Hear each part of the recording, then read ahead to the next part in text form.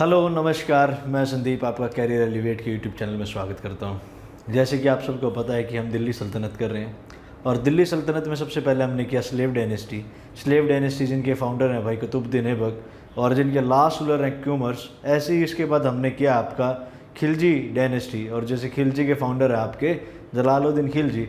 तो लास्ट जो हमने क्लास की थी वो हमने खिलजी डायनेस्टी पे की थी। चलो अब आगे चलते हैं। जो नेक्स्ट डायनेस्टी है दिल्ली सल्तनत में वो आपकी है तुगलक डायनेस्टी। क्या नाम है भाई? तुगलक डायनेस्टी। भाई जैसे कि आप सबको पता है कोई भी डायनेस्टी बनती है उसका कोई ना कोई फाउंडर होता है। जैसे कि स्लेव का कुतुबुद्दीन ऐबक मैंने बताया अभी। इसके बाद जो आपकी डायनेस्टी थी खिलजी, मैंने बताया कि उनका जलालुद्दीन है। तो ऐसे ही तुगलक डायनेस्टी के जो फाउंडर हैं उनका नाम है गियासुद्दीन तुगलक। लिखेंगे भाई गियासुद्दीन तुगलक। ठीक है, अब थोड़ी सी जानकारी हासिल करते हैं भाई गियासुद्दीन तुगलक के बारे में। भाई जैसे कि इनसे पहले क्या था, खिलजी डायनेस्टी। ठीक है, और हमने क्या क्या पढ़ा भाई? जलालुद्दीन खिलजी के बारे में पढ़ा, अलाउद्दीन खिलजी के बारे में पढ़ा। भाई उनके बाद एक और राजा आता है, एक और सुल्तान आता है जिनका नाम है मुबारक खिलजी। अलाउद्दीन खिलजी के बाद आता है कौन? मुबारक खिलजी। मुबारक खिलजी। और ये मात्र 18 या 19 वर्ष का होता है जब ये सुल्तान बन जाता है। और इसने जो अपना राज चलाया वो बड़े अयाशी तरीके से चलाया। भाई इसको काम करना बिल्कुल भी नहीं आता था और ये सिर्फ इंजॉय के लिए राजा बना हुआ था। ठीक है, तो ये सब चीज़ें देख के एक इनके टाइम में एक मंत्री होता था जिसका नाम है खुसरो खान। क्या नाम है उसका? खुसरो खान। वो क्या करता है भाई?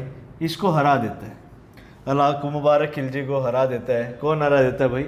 खुसरो खान। और खुसरो खान भी है ना जो, वो ज़्यादा दिन राजा नहीं रह पाता, सुल्तान नहीं रह पाता है। इसको एक व्यक्ति आता है, उसका नाम क्या है भाई? गाजी मलिक। क्या नाम है? गाजी मलिक। वो इसको हरा देता है।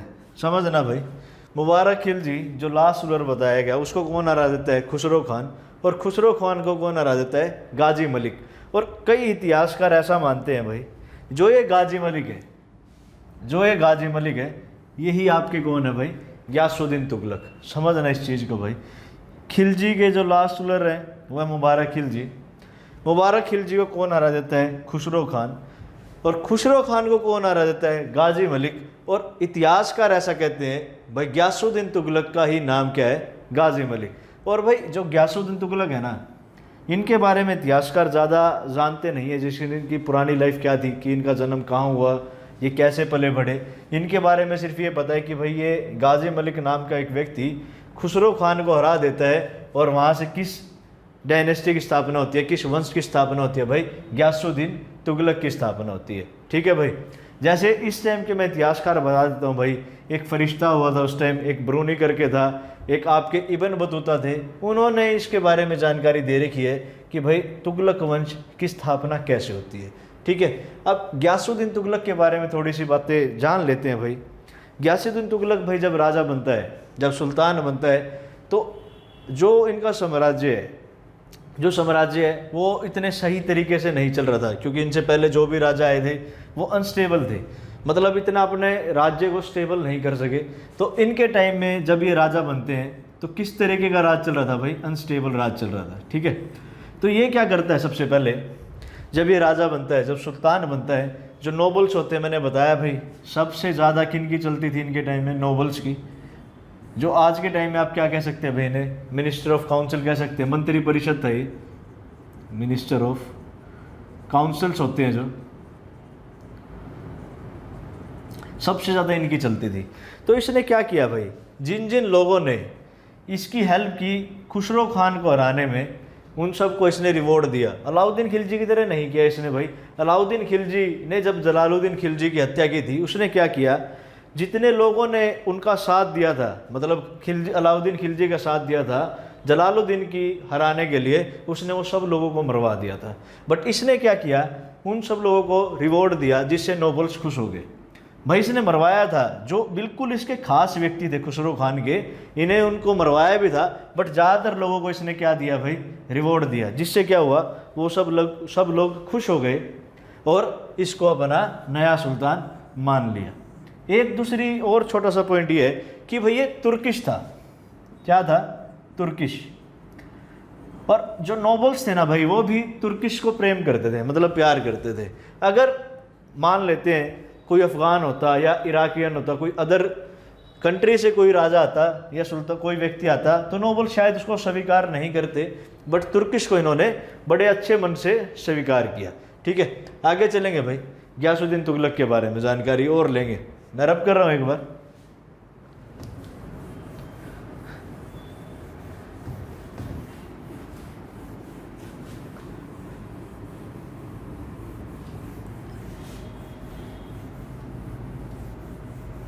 भाई इसने क्या किया, जब ये राजा बनता है, सबसे पहले तो मैंने क्या बताया भाई, इसने नोबल्स को अपनी साइड कर लिया, जो भी मंत्री परिषद के लोग थे उनको अपने साइड कर लिया। दूसरा इसने क्या किया भाई, लोगों के लिए बहुत अच्छा काम किया। जैसे कि मैं बताता हूँ भाई, जो टैक्स था, एग्रीकल्चर टैक्स था,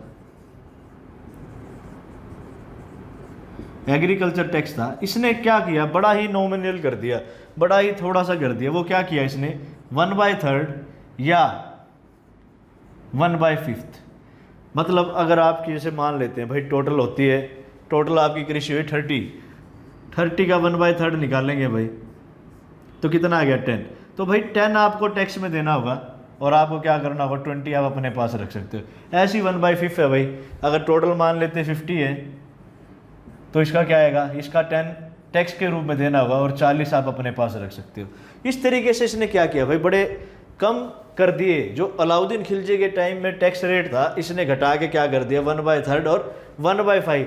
और एक और चीज़ की इसने, अगर साल में भाई बहुत अच्छी फसल होती है, भाई मान लेते हैं कि पैदावार जितनी भी हमने कृषि की और उसमें पैदावार बहुत अच्छी होती है, तो इसने टैक्स का रेट जो मैक्सिमम था इसके टाइम में, वो क्या था भाई, 1/10।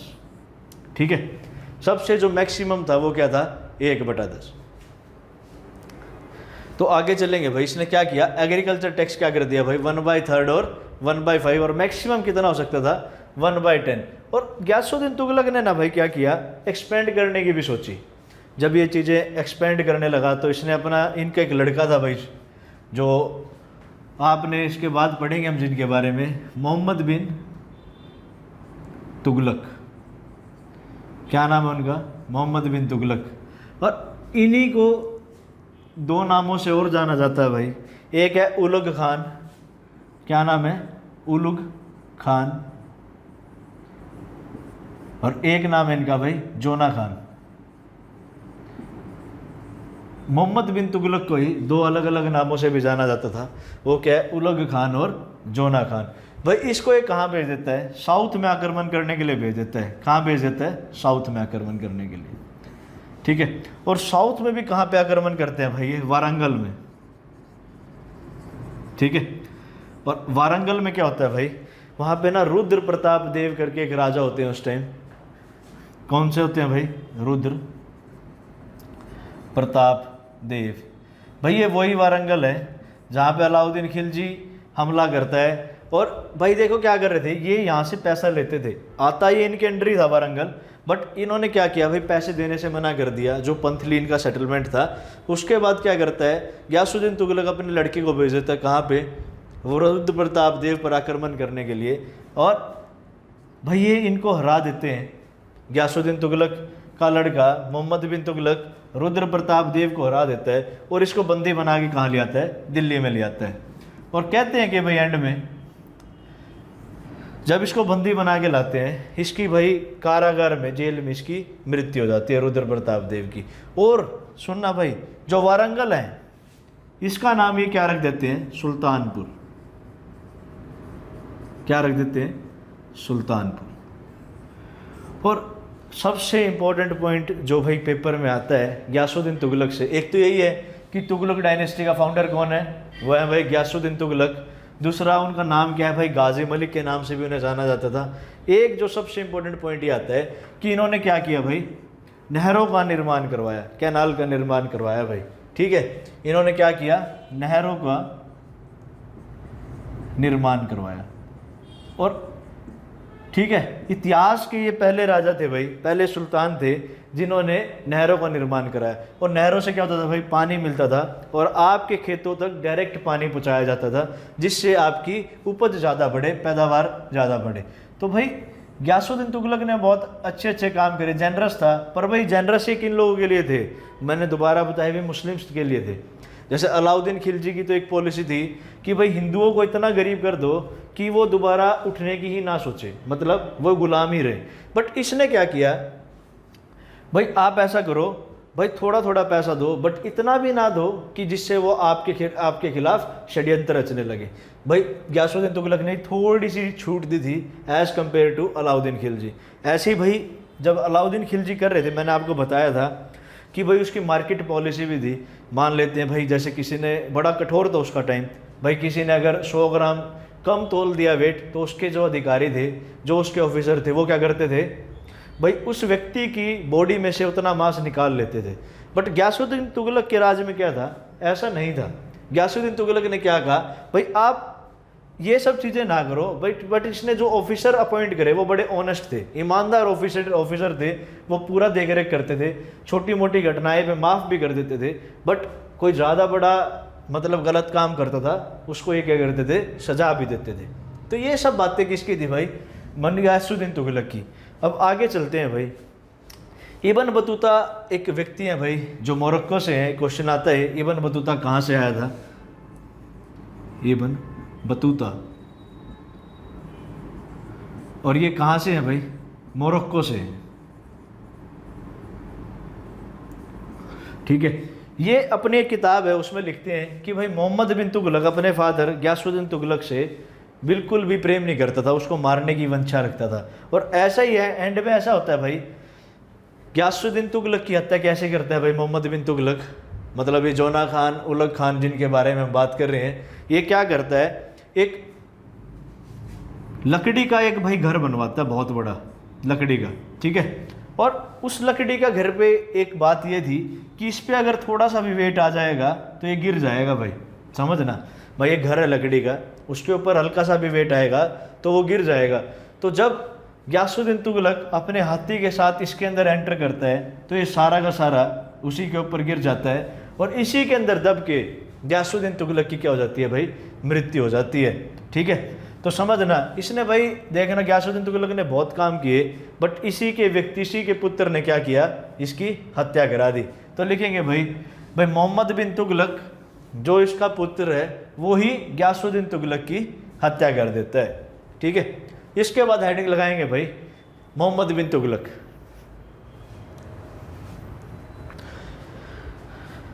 भाई एक दो पॉइंट और हैं इसके, वो लिखेंगे कि जो आपका ये गयासुद्दीन तुगलक है, इसने दिल्ली के अंदर एक शहर की स्थापना की थी, तुगलकाबाद। लिखेंगे यहाँ पे, यहाँ लिख देता हूँ भाई, तुगलकाबाद नामक शहर की इसने क्या की, स्थापना की। ठीक है, और सबसे इम्पोर्टेंट पॉइंट एक ये है कि इनके दरबार में ना भाई, यहाँ से रब कर देता हूँ, उनका नाम लिखूँगा भाई, लिख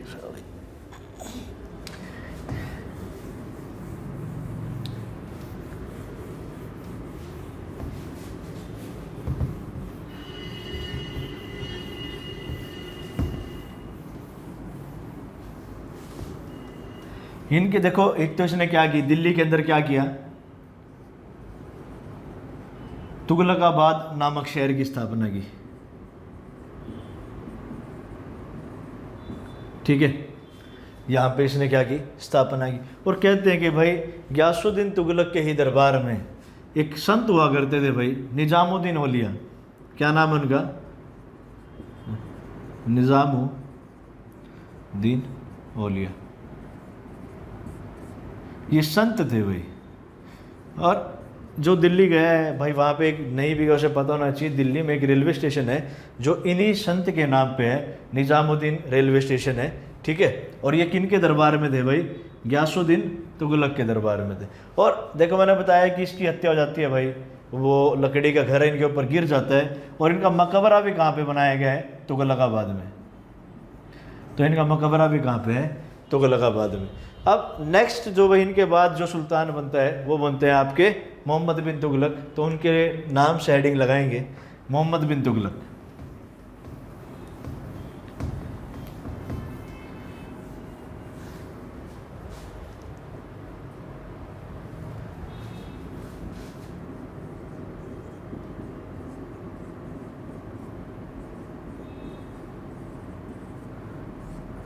मोहम्मद बिन तुगलक वह इतिहास का कहते हैं कि सबसे जो विद्वान जो पढ़ा लिखा सुल्तान था ना वो यही है मोहम्मद बिन तुगलक। बट ऐसा माना गया है कि जितना ये इंटेलिजेंट था इसने उतने ही काम गलत किए। मतलब देखना भाई, ज्ञान होना और प्रैक्टिकल नॉलेज होना दोनों अलग अलग बातें थी। इन्होंने बहुत सारे काम किए बट वो सारे उल्टे पड़ गए इन्हीं के ऊपर, इसलिए इतिहास में इन्हें वाइज फूल किंग के नाम से जाना जाता है। लिखेंगे भाई मोहम्मद बिन तुगलक को किस नाम से जाना जाता है? वाइज फूल किंग।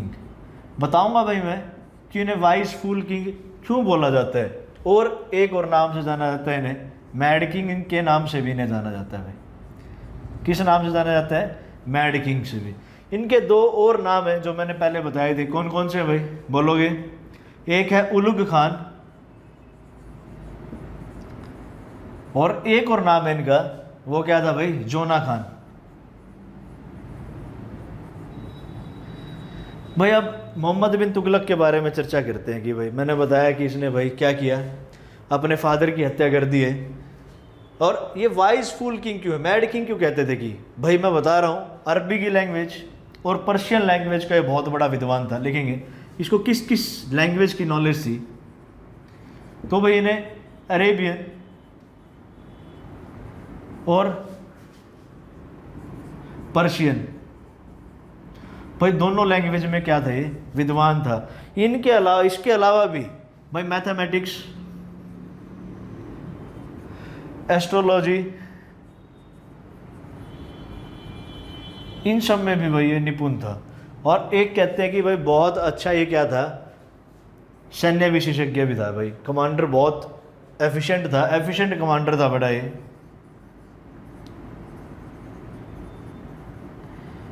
भाई इसके बावजूद इसने ऐसे ऐसे कार्य करे जिससे जनता इसके खिलाफ हो गई। तो हम स्टार्ट करते हैं भाई, कहाँ से करें? हम करते हैं टैक्सेशन पॉलिसी से। चलो इसको मैं रब कर रहा हूँ कि भाई इसने कुछ ऐसे ऐसे कार्य करे जिसकी वजह से जनता इसके खिलाफ हो गई। तो हम हेडिंग लगाएंगे पहले टैक्सेशन पॉलिसी।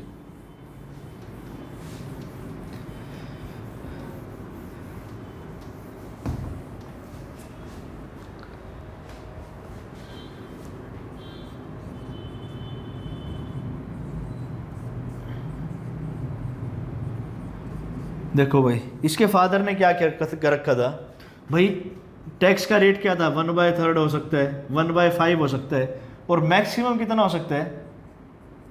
1/10। ठीक है। बट इसने क्या किया, ये जो टैक्स रेट थे इनमें ही 10 से 20% की इंक्रीमेंट करवा दी भाई। मतलब ये जो टैक्स रेट थे पहले इसके फादर के, इसने क्या करा 20% तक बढ़वा दिया भाई, जिसकी वजह से लोग इससे नाराज़ हो गए कि भाई इसके फादर तो बड़े अच्छे थे, वो कम टैक्स ले रहे थे और इसने आते क्या करा टैक्स में इंक्रीमेंट करवा दी। और दूसरा क्या बताऊंगा भाई, इसके फादर थे जो गयासुद्दीन तुगलक, उन्होंने ये कह रखा था अगर भाई इस साल मान लेते हैं जैसे अकाल पड़ गया जिसकी वजह से उपज कम हुई, पैदावार कम हुई, तो आप टैक्स भी नहीं दोगे तो कोई दिक्कत नहीं है। बट इसने क्या किया कि भाई अकाल पड़े कुछ मर्जी पड़े आपको टैक्स देना पड़ेगा। और इनके ऑफिसर जाके भाई इनके ऑफिसर जाते लोगों के पास टैक्स इकट्ठा करते, अगर जो टैक्स नहीं दे पाता उनसे मारपीट भी करते। समझना भाई ये क्या क्या कर रहे थे ये। मतलब ऐसे मान लेते हैं कि भाई इस साल अकाल पड़ गया है और अकाल पड़ने के बावजूद भाई खेती नहीं हुई अच्छे से, तो ये क्या करते भाई इसके ऑफिसर उनके घर जाते, टैक्स वसूलते ज़बरदस्ती, अगर वो नहीं दे पाते तो उनसे मारपीट करते। ठीक है। और क्या किया इन्होंने भाई, देखो एक दोआब नामक जगह होती है, दोआब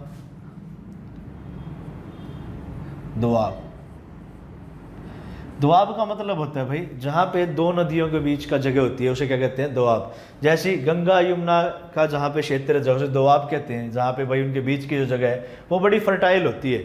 क्या होती है भाई, बड़ी फर्टाइल लैंड होती है, गंगा और यमुना के बीच का जो क्षेत्र है। बट वहाँ पे क्या होता है भाई, बाढ़ का खतरा रहता है। तो वहाँ पे भी भाई ये क्या करते थे, ऐसे ही टैक्स की इनकी पॉलिसी थी भाई, ज़बरदस्ती लोगों से टैक्स लेते थे। और आपको पता है भाई, जो फर्स्ट इंप्रेशन होता है वही लास्ट इंप्रेशन होता है, ठीक है, जिसकी वजह से लोग इसको भाई पसंद नहीं करते थे। इसने देखना क्या करा, जब इसे पता चला कि लोग मुझे पसंद नहीं कर रहे हैं, इसने लोगों के जो पैसे हैं ना भाई, जो उसने टैक्स के रूप में लिए थे, इसने लोगों को वापस भी करे। पर लोग तो भाई वही बात है, जो एक बार सोच लेते हैं वो मान ही लेते हैं कि भाई ये तो पागल है, जब इसे पता ही नहीं है कि इस बार फसल पैदा ही नहीं हुई है, ये तब भी क्या कर रहा है, टैक्स ले रहा है, तो ये राजा किसी काम का नहीं है। ये तो था भाई इसकी टैक्सेशन पॉलिसी का एक बात, ठीक है। अगला पॉइंट क्या करेंगे भाई, रिवेन्यू पॉलिसी। भाई वो इसका थोड़ा सा पॉजिटिव पॉइंट है, वो नेगेटिव पॉइंट नहीं है। देखो आप कोई काम कर रहे हो, कुछ पॉजिटिव होंगे नेगेटिव होंगे, बट जो टैक्सेशन पॉलिसी, तो इसमें क्या पॉइंट बना, इसका नेगेटिव पॉइंट बना। ऐसी रिवेन्यू पॉलिसी देखेंगे इसकी भाई, मैं रब कर रहा हूं, रिवेन्यू पॉलिसी देखते हैं इसकी कैसी है।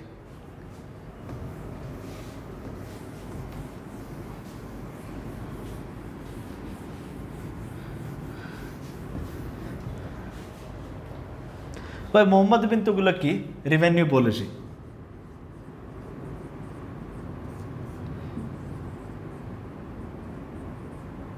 ठीक है। भाई इसने क्या किया, जितनी भी लैंड थी, मतलब जितनी भी लैंड है वो एग्रीकल्चर लैंड है या नहीं है, भाई यूज़ में है नहीं है, इसने क्या बोला कि भाई उसका एक रजिस्टर बनाओ और उसमें उसका प्रॉपर मार्कअप करो। मतलब मान लेते हैं भाई किसी व्यक्ति के पास आज के टाइम की बात कर लेते हैं भाई, जैसे पाँच किले हैं, ठीक है।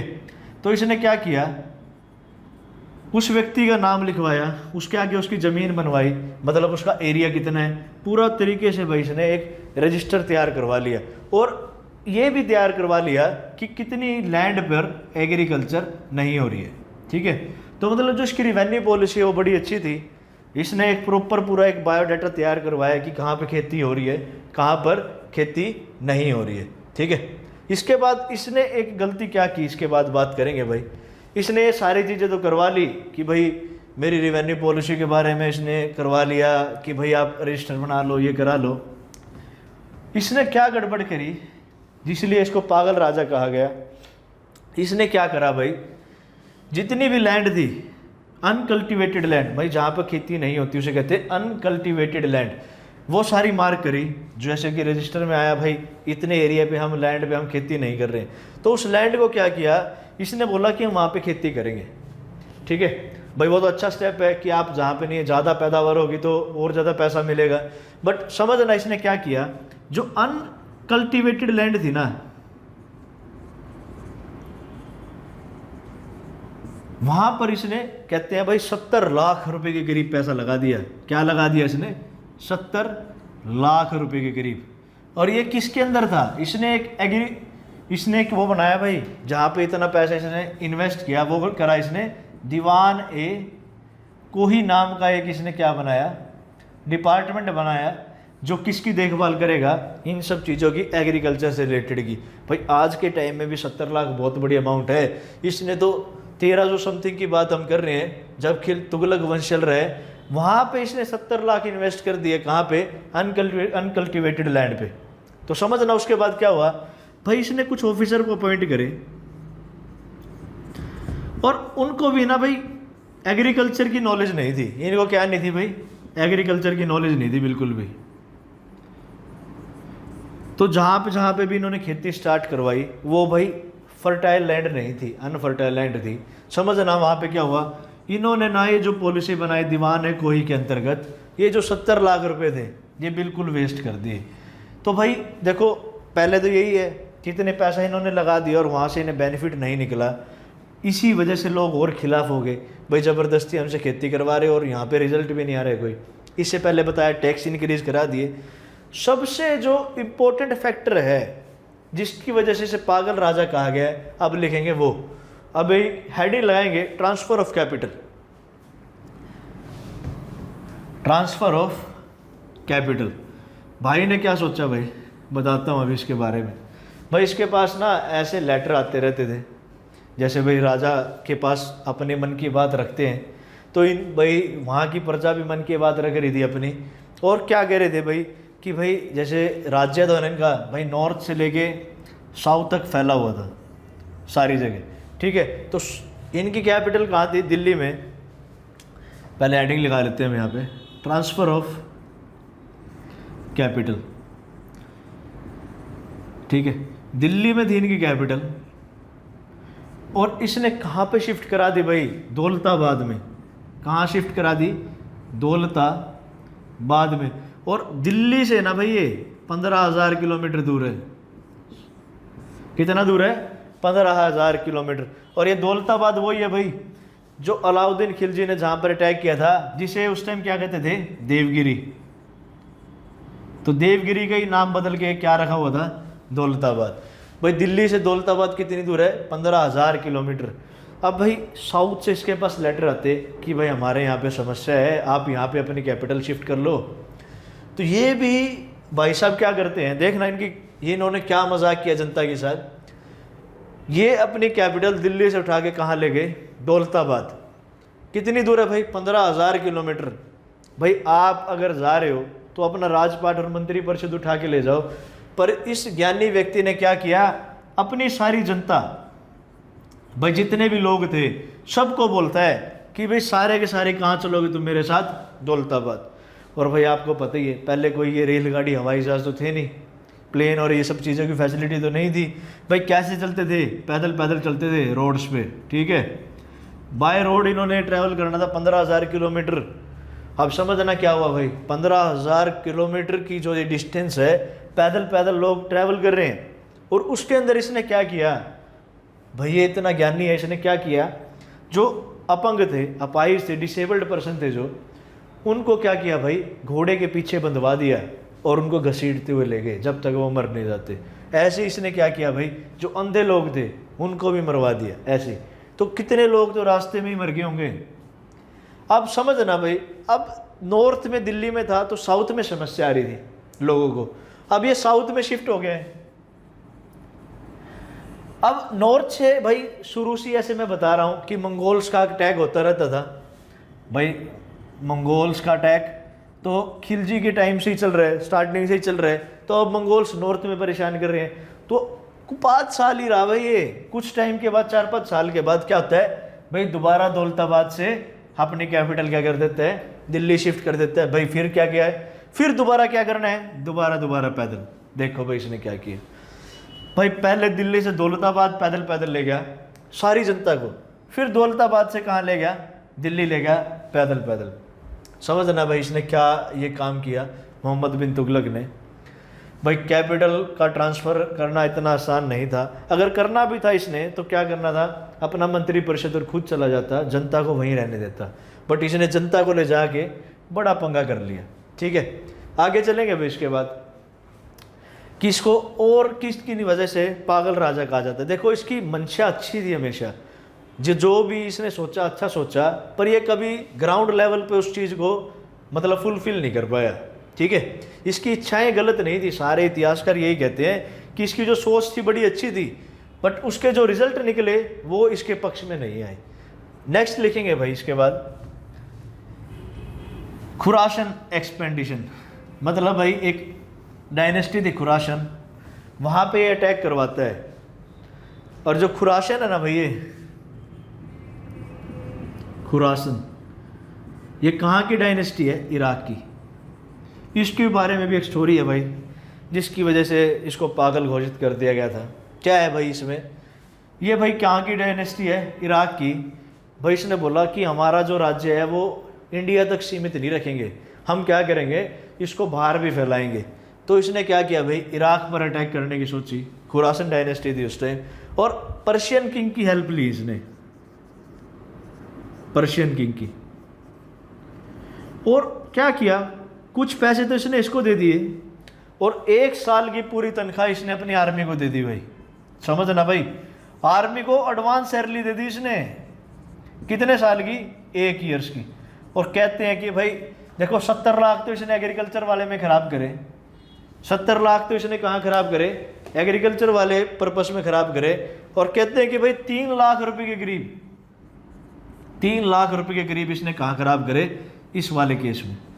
तो ये भी, और एंड में क्या हुआ भाई, ना पर्शियन किंग आया, ना इसकी आर्मी ने इसका साथ दिया, और ये खुरासन से हार गया। तो मतलब पैसे भी दिए, युद्ध भी हारा।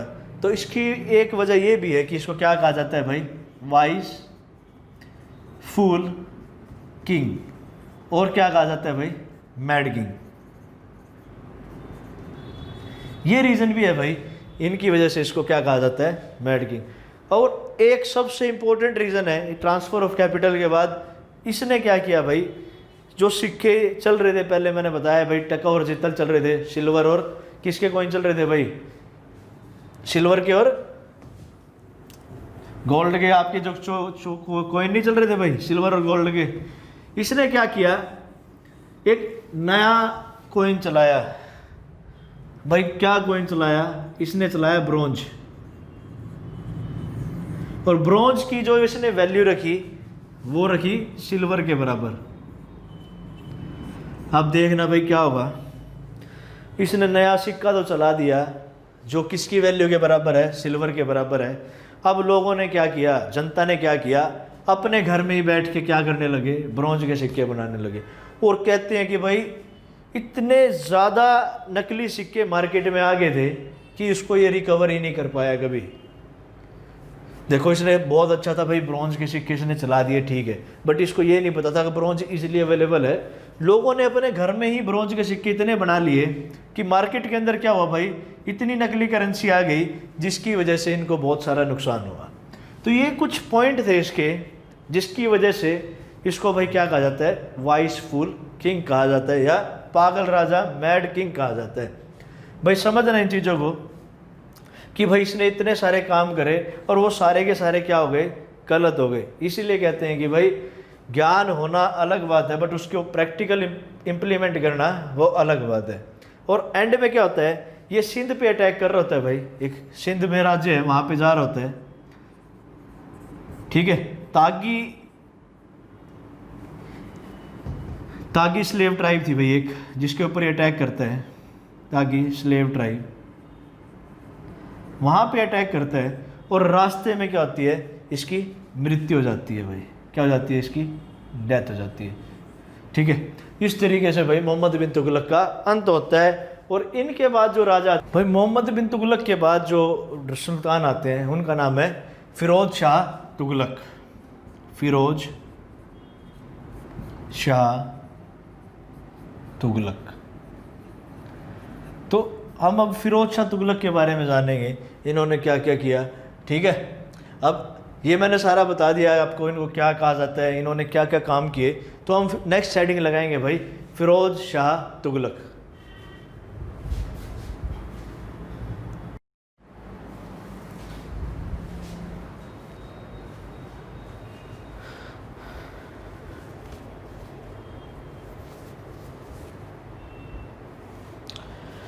भाई रब करेंगे इसको और हेडिंग लगाएंगे फिरोज शाह तुगलक।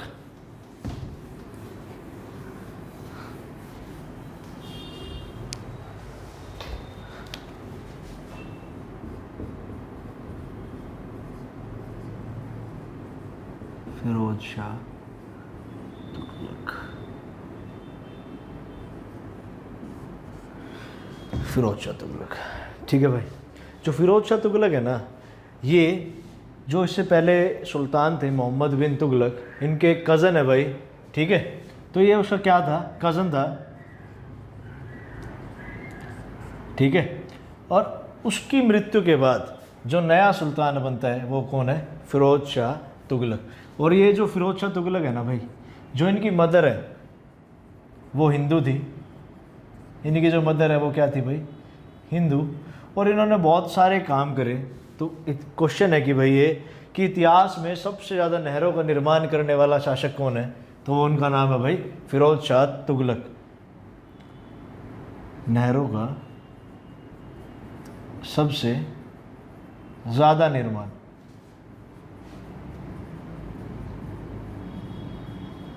किसने करवाया भाई, फिरोज शाह तुगलक ने। और इन्होंने बहुत सारे अच्छे काम किए जिनकी वजह से इनको क्या कहा जाता है, अकबर कहा जाता है भाई किसका, दिल्ली सल्तनत का। अकबर कहा जाता है किस चीज़ का, दिल्ली सल्तनत का, अकबर ऑफ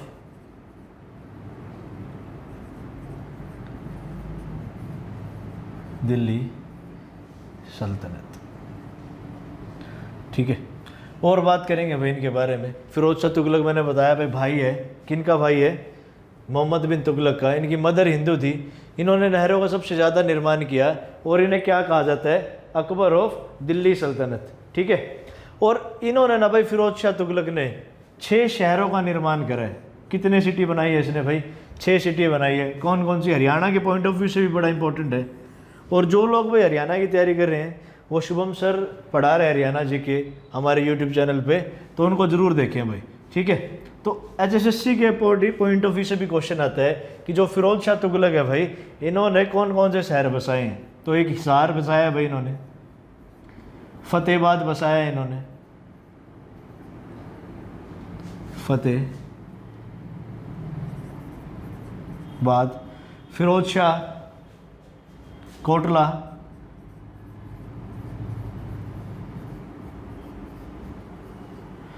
फिरोजाबाद,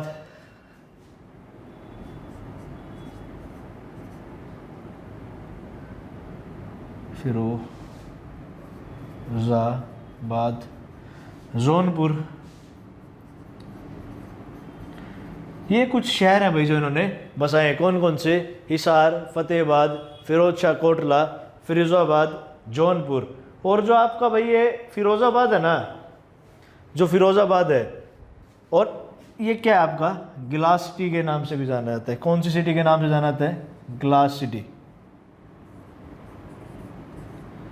और एक और नाम है भाई, एक और है फिरोजपुर, फिरोजपुर। तो ये 6 सिटी हैं जो इन्होंने बसाई थी। कौन कौन सी, हिसार, फतेहाबाद, फिरोज शाह कोटला, फिरोजाबाद, जौनपुर और फिरोजापुर। ठीक है, और हरियाणा के पॉइंट ऑफ व्यू से क्वेश्चन आया है भाई एग्जाम में कि हिसार का निर्माण किस राजा ने करवाया, किस सुल्तान ने कराया, फतेहाबाद का निर्माण किस राजा ने कराया। तो आपको पता होना चाहिए भाई किसने कराया, ये फिरोज शाह तुगलक ने। इसके बाद आगे चलेंगे भाई, फिरोज शाह तुगलक ने ना कुछ अच्छे काम किए हैं, तो उनके बारे में जान लेते हैं। जैसे इन्होंने बहुत अच्छा काम किया भाई, एक दीवान है खैरात, हेडिंग लगाएंगे, बहुत अच्छे अच्छे काम किए इन्होंने। ये सिटी तो बनवाई। इनके अलावा इन्होंने क्या किया भाई, दीवान है खैरात,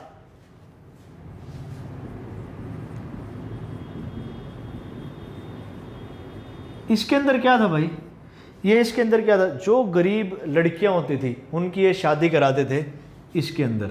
मतलब उनको पैसे से हेल्प करते थे भाई। कहाँ पे, दीवान ए खैरात के अंडर। बहुत अच्छा काम था भाई, गरीब लड़कियों की शादी करवाने के लिए उन्होंने एक डिपार्टमेंट बनवा रखा था जिसे कहते थे दीवान ए खैरात। सेकंड पॉइंट लिखेंगे इसके बाद, इन्होंने बनवा रखा था भाई दार उल शफा, दार उल शफा, दार उल शफा। ये क्या था भाई, इन्होंने ना गरीब व्यक्तियों के लिए हॉस्पिटल भी बनवाए थे। तो वहाँ पे भाई इनको फ्री में मेडिसिन मिलती थी, फ्री में इलाज मिलता था। तो उस डिपार्टमेंट को इन्होंने क्या बोला भाई, दार उल शिफा। थर्ड क्या करा भाई इन्होंने, सराय बनवाए। क्या बनवाए, सराय। सराय जो समझ गए होंगे आप भाई, जैसे आज के टाइम में होटल्स होते हैं, तो ऐसे इन्होंने उस टाइम बनवाए, रुकने की व्यवस्था की। जो लोग ट्रैवल करके आते हैं तो इन्होंने कहते हैं कि भाई 200 प्लस इन्होंने क्या बनवाए थे, सराय बनवाए थे। किसने, फिरोज शाह तुगलक ने। सुनना भाई इन्होंने क्या क्या किया, दीवान खैरात, जिसके अंतर्गत क्या क्या क्या करते हैं ये, इसके अंदर क्या करते हैं भाई, ये गरीब लड़कियों की शादी कराते हैं। दारा उल शफा के अंदर क्या कराते हैं भाई, जो गरीब व्यक्ति हैं जिनके पास पैसा नहीं है उनका इलाज होगा, फ्री में उनको मेडिसिन दी जाएगी, दवाई दी जाएगी। और थर्ड है सराय बनाए भाई, 200 प्लस इसने क्या बनाई, सराय, जहाँ पे आप ट्रैवल करते हो, थक जाते हो तो आप रेस्ट करके आगे चल सकते हो। नेक्स्ट लिखेंगे भाई, इसके बाद इन्होंने कुछ टैक्स भी लगाए भाई। देखो अब इतना सारा अच्छा काम कर रहे हैं, टैक्स तो लगाना ही पड़ेगा। तो टैक्स लगाए इन्होंने, कौन कौन से था भाई, एक जो जजिया तो लगता ही है, वो तो है ही जजिया। और जजिया आप सबको पता है किसके ऊपर लगता है भाई, हिंदुओं के ऊपर लगता था। ठीक है, दूसरा टैक्स इसने क्या लगाया, इसने जो टैक्स लगाया दूसरा वो है खर्च। क्या टैक्स लगाया इसने, खर्च। इसका मतलब क्या भाई, खर्च टैक्स का मतलब ये है जितनी भी आपने एग्रीकल्चर में जितनी भी आपने क्रॉप पैदा की एक साल में, उसका आपको कितना परसेंट देना है, 1/10 आपको देना है। ठीक है भाई, मान लेते हैं आपके पास 100 क्विंटल भाई गेहूँ होगी है, तो 100 क्विंटल का 1/10 करोगे तो 10 आएगा, वो 10 आपको गवर्नमेंट को देना पड़ेगा। ठीक है, थर्ड पॉइंट क्या है भाई इनका, पहला हो गया जजिया, सेकंड हो गया खर्च, थर्ड पॉइंट है जकात। क्या है, जकात। और ये जो जकात टैक्स है ना, ये किसके लिए था भाई, ये मुस्लिम्स के लिए था। जो रिच मुस्लिम पीपल होते थे, जो अमीर मुस्लिम्स थे, उनके लिए था। और ये कितना था, 2.5%। भाई उनको ये 2.5% देना है। किस लिए देना है कि भाई आपको इस्लाम जो धर्म है, कहते भाई फिरोज शाह तुगलक ने बहुत ज़्यादा कन्वर्शन करवाया था भाई, हिंदुओं को इस्लाम में कन्वर्ट कराया था, मुस्लिम में जो धर्म अपनाया था, ठीक है, इस्लाम धर्म अपनाया था, तो जो पैसा था वो इस पर्पस में यूज़ हो रहा था। तो बता रहा हूँ जजिया जो टैक्स है वो किसके लिए यूज़ हो रहा था, हिंदुओं से लिया जाता था। खर्च भाई टोटल क्रॉप का 1/10 लिया जाता था। ज़कात क्या था, मुस्लिम से लिया जाता था, कितने परसेंट, 2.5%।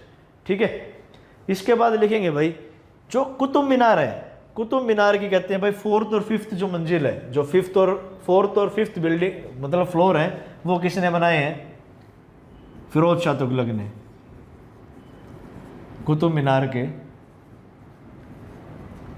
4th और 5th फ्लोर मतलब मंजिल। ठीक है, इसका निर्माण भी किसने किया है, फिरोज शाह तुगलक ने किया है। और कहते हैं कि भाई भारत में पहला मुस्लिम शासक है जिसने सती प्रथा का विरोध किया था।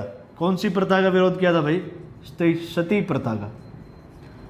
अब सती प्रथा कौन सी होती है भाई, मान लेते हैं किसी लड़की मतलब औरत के पति की मृत्यु हो जाती है कम एज में या किसी भी एज में, तो उसके साथ औरत को भी चिता में जला दिया जाता था। इस प्रथा को क्या कहते थे भाई, सती प्रथा। और इस प्रथा को इसने विरोध किया भाई, किसने, फिरोज शाह तुगलक ने। तो मैं बता रहा हूँ भाई फिरोज शाह तुगलक ने क्या क्या कहा। दिल्ली सल्तनत का अकबर कहा जाता है। इनकी मदर कहाँ की थी भाई, मतलब मदर हिंदू थी। इसके बाद क्या है, इन्होंने 6 सिटी बनाई है। कौन कौन सी भाई, हिसार, फतेहाबाद, फिरोजपुर, फिरोजाबाद, फिरोज शाह कोटला, जौनपुर। ठीक है, और जो आपका फिरोजाबाद है उसी को क्या कहते हैं, ग्लास सिटी के नाम से जाना जाता है।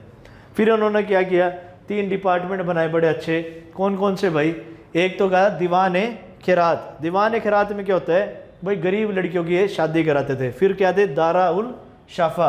दारा उल शफ क्या था भाई, इसके अंदर हॉस्पिटल बनाए गए थे जो गरीब लोगों को फ्री में इलाज करता था और मेडिसिन देता था। लास्ट में तो क्या था भाई, सराय बनाए।